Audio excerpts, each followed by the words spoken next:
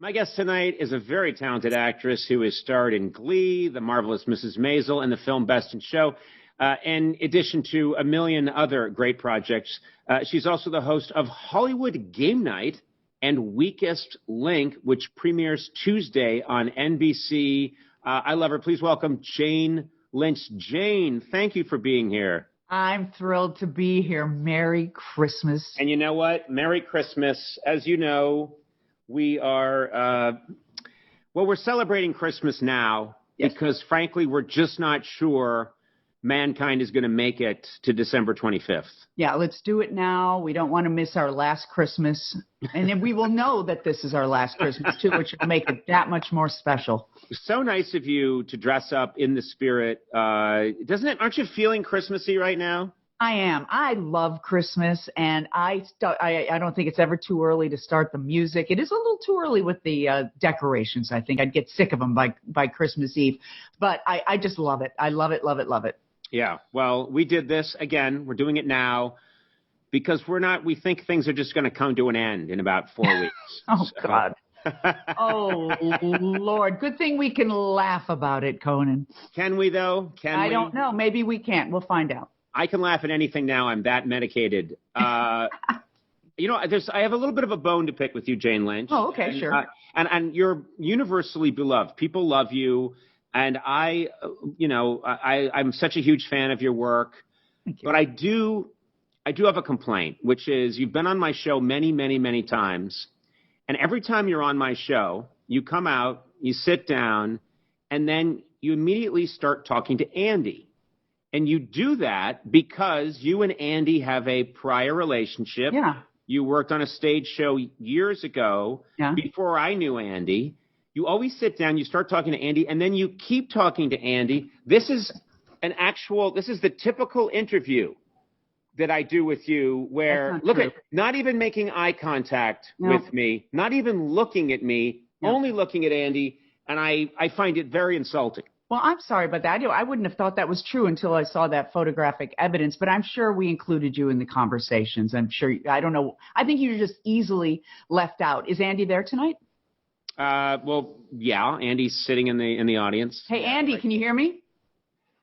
Hi, Jane. Hey, how you doing? I'm doing fine. How's your dog? You've had her for a year now, right? Daisy, a little over a year.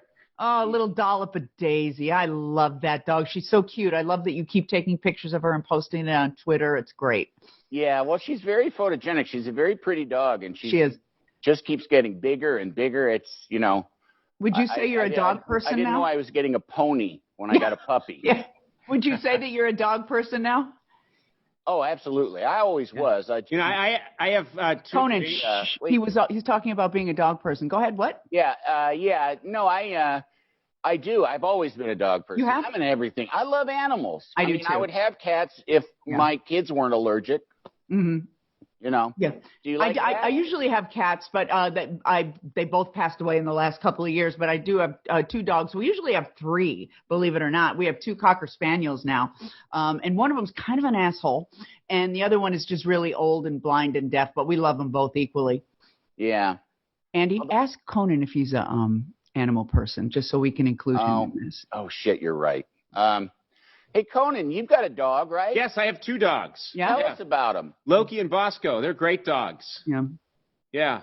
What kind of dogs are they, Conan? They're golden retrievers. Okay. Hey, your dog is a mix, isn't she? Isn't Daisy a mix? Isn't she like a mutt? Yeah, she's a mix. So she's not a purebred. Like, I hate when people get purebreds. That just, my Cockers are mixed. I'm sorry. I'm cutting it off. Jane, I think that you and I should talk when there isn't someone interrupting us. Okay, I think that's probably a good idea. Whatever. I'll get with you after the show. Sounds great. It's great to hear your voice. I'm sorry I can't see your face. That's all right. Hey, I have a question. Sure. Jane, you've been in this business quite a while. You've had so much success in film and just different iconic roles. You're always funny, and I'm just curious. What was your first job in front of the camera? Like, we all have to start somewhere. Yes. I did, and I've mentioned this before, but I remember the first job I got was actually doing industrial footage I've done for a company. Yeah. I think that was the first thing I did. You remember the first thing that you did? Yes, the first thing I did in front of a camera was a home shopping show. And it was right when they were starting. It was called America's Shopping Place. It would have been in probably the mid 80s. And it was 24 hours of television shopping programming. And I was on the 2 a.m. to 5 a.m. shift. the coveted slot. Exactly. And we took phone calls. We took live phone calls in the middle of the night of people buying cubic zirconia. And I learned so much about being on my feet and dealing with uncomfortable situations. Yeah. And learned a lot. Learned a lot about improvising. And they were trying to replace me too the whole time because I wasn't your typical, kind of home shopping person. And so I would audition my replacements. Wait, they would on the air. They would audition people they wanted to maybe replace you with in front of you. In front of me, and I would help them. Of course, being the nice Catholic girl, go, oh, this is how you do it.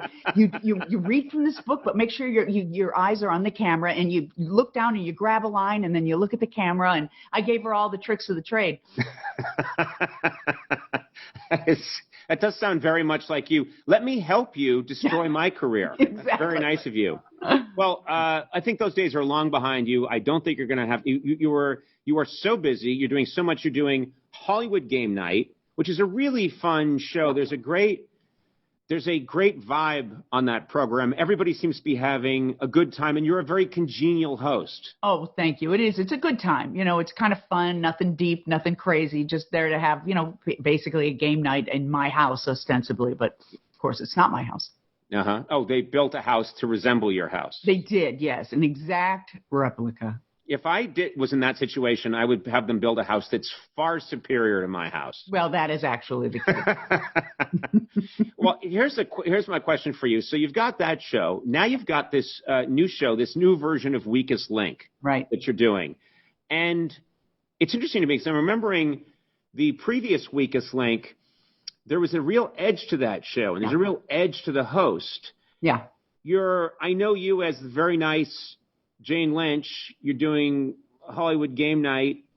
Now you're doing this show that might require a darker Jane Lynch. Is that true? That is true. Yes, indeed. Oh. And I am here for it. I loved it. I had so much fun dismissing people, calling them on their stupidities, and keeping it a little classy at the same time, I think I can say. So you put people down in a classy, refined way. Absolutely. They don't even know that they've been slapped full across the face. So here's my question. Which is the real Jane Lynch? The happy, welcome to my home, let's have a fun game together, or the cruel the cruel one from Weakest Link? Which one's the real one? The Weakest Link is my shadow for sure. It is what's going on. Not so far under the skin either. It's about only have to go about a quarter of an inch to get that really dark, cutting person. And then Hollywood Game Night, it's just all me pretending to be this affable, wonderful, welcome to my home place. Uh-huh. And I can only do it for like a couple hours at a time, and then everybody's got to leave. Everyone's just got to leave because you're about to lose it at that point. Exactly. Have you ever melted down on game night? Just someone messes up the game and you forget what show you're taping and you lose it on everybody? Oh, yeah. Kelly Clarkson, I grabbed her by the throat because she was trying to take my job. She was trying to control the game. So I grabbed her by the throat and I threw her into the ball pit. No, that didn't happen, but I wanted to do that. We're going to edit out the part where you say that didn't happen, because that's going to make it into a tabloid. Yeah. What I remember from the Weakest Link is that great cutting line, "You are the weakest link." The weakest link. Goodbye. And you're, so that's how you do it? Oh, you go, goodbye. Mm-hmm. It's like, adios, amigo or amiga. Nice. Thanks. Yeah, it's really nice to dismiss them that way. And what's really fun, Conan, is we've added to this iteration of The Weakest Link a tunnel. So it's like going into Dante's Inferno. It's bright red, and we've got this music, and they have to walk. It's the walk of shame straight into the pit of hell. And I love every moment of it. I think this is very good for you because I have found that when I'm in a comedy sketch or anytime I've had to do comedy over the years, it required me to really go after somebody. I feel it's so thin. It's just going to help you vent all of this rage that lies deep within Jane Lynch. You're going to vent all of this. Exactly. And, your body and your psyche doesn't know that you're pretending. No. And so it's an actual relief, and there's a catharsis. And then you walk away and everybody, like the contestants, they love being yelled at. They love being shamed. So, there's no harm, no foul. Yeah. Well, it sounds like you're a clinical sociopath. Mm-hmm. Yes, indeed.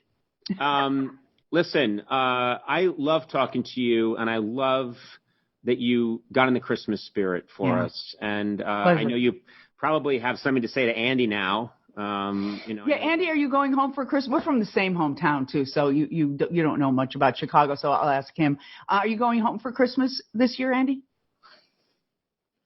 Who knows? Yeah. Who knows what we'll be able to do? Exactly. I might have to steal a glider and escape the U.S. I would love to come with you. So if you please swing by Laurel Canyon and pick me up. I will. It'll be all right, because I'll have the dog too, obviously. Oh, I'd love to see Daisy. I'd love to see Daisy again. And just thank you so much, Conan, for having me on. And I'm sorry I can't include you in this, but you're not from Chicago and you don't understand the whole thing that goes on between us. So. I've been to Chicago. Been there a bunch of times. Yeah, okay. So that's probably as good as being from there. No, it is not. And Andy, guess what? I miss you very much, and it's been really nice to talk to you. Yeah. We will see each other when this is all. When it's just the two of us, we can probably pick up where we left off. I mean, that goes without saying. Okay. Yeah. Okay, honey. I love you. Love you too. Okay. Are we done, Conan? Yeah. Okay. Weakest Link premieres on Tuesday, September 29th on NBC. Jane Lynch, Andy Richter. I forget my name. Conan O'Brien. I remember. Thank you. Thank you very much. Really, I'm very happy for you. Looking forward to this new show. And you're always a delight every single time. Thank you so much. We bow to you. So much. Merry Christmas. Merry Christmas to you, all of you, and a Happy New Year.